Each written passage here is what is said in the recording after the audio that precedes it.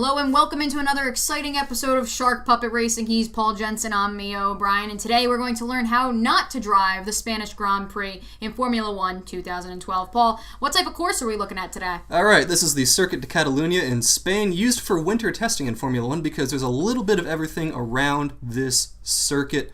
You can see there's that huge straight going down the start-finish line.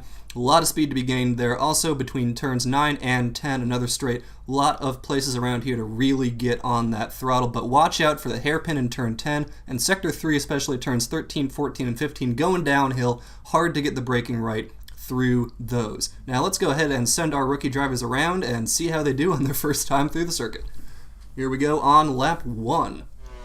Robbie Zakes in the Ferrari in this race. He runs wide on turn 4. He is able to get back on the track, but I feel like this is going to be a trend we'll see throughout this race, Paul, really needing to slow down into that turn. Yeah, guys had a lot of trouble braking around here, especially. Here we go, Greg Schultz coming up through turns 7 and 8 that run uphill towards the flat-out corner of turn 9, but not that flat-out. Greg picks up a lot of rocks on those tires. Not what you want going down that straight. And here we go, Chris Zachariah at the end of that straight, running a little wide in turn 10, but manages to save it, keep it clean. Good call by Chris to really slow down heading into that turn. Robbie does go off the track in turn 10, similar to Chris, but is able to get back on track. Okay, back here with Greg spinning in turn 13, sector 3 into the tire wall. Now we've got a little bit of audio from our drivers in this session, so we're going to go ahead and let Greg take you through turn 15. Lap 2 or lap 2, am I right? Hey guy! Hey, wait, hold on. Hey buddy, how's it going? He didn't want to say hi, I don't know why not. Greg not having a lot of success there making friends with the course marshals, but hey, worth a shot. Chris Zachariah actually gives us a clean lap for once of 1 minute 28.7. Not bad, good to keep it on the track and not cut any corners. Robbie Zakes also does a personal best of 136.6 on lap 1. Good to start out with your PB, but is that going to be what's best for your entire run through this course, Paul? Definitely not, because if you start it out with the best you can do, it only gets worse from there. And here's Greg Schultz doing a little bit worse into turn 1, running wide and then spinning yet again, overcorrecting with that throttle and into the tire wall and into the gravel. So you get a little bit wrong, you get a lot wrong around here, and he's got his work cut out for him there. Robbie turning into the gravel at turn 7, then spins into turn 9. Really important to make the most of your turns, because if you don't, the next turn is surefire to backfire on you as well.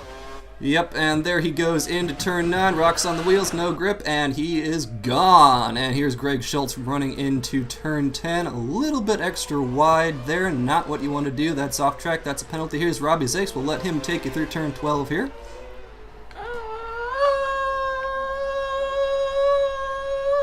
Oh, there we go. Oh man, I can look around with the right stick. That wasn't anything important, right? Oh, this is going really bad, really fast. Pretty accurate assessment of the situation from Robbie. Things are going from bad to worse, and here they just will not stop going bad as he spins on his way through turn 15. Lap time overall of over 2 minutes in lap 2 for Robbie, so really not having a good day there. Elsewhere, Chris having trouble in turn 15, fails to improve his lap time, but Chris really having trouble in zone 3, which is something that I think we both expected to see from all our drivers in this race and really haven't so far. Yeah, turn 10's really been the big killer for the guys, but turn 1, Chris tries Greg's line, doesn't have any more luck with it, and really, the guys just got too greedy on that back stretch between 9 and 10. Here's Robbie. His personal nemesis, though, here is running up into turn 7 again, into the gravel, almost spins. Look at that back end lurch out, just scary moment right there. Very good point in saying that the drivers really took advantage of those first few turns in preparation for zone 3.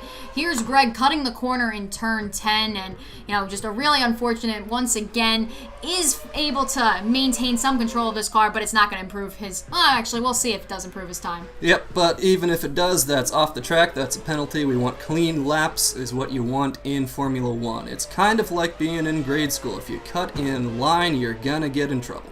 And there's Robbie off into the gravel in turn 12 again. And here's Chris coming through, and he will cut turn 15. Again, not what you want to do, and has to kind of fight the car to get it back online there. Fails to improve on his time, but at least he's done for the day. Here's Greg cutting turn 14 and 15. He finishes with a personal best and a session best of 1 minute 28 dead, but it's not a clean lap, so we can't really count it for the win. That's it for us on the Circuit de Catalunya. If you want to check out the Formula 1 2012 video game, go to codemasters.com or formula1game.com. That's it for us. We'll see you next time.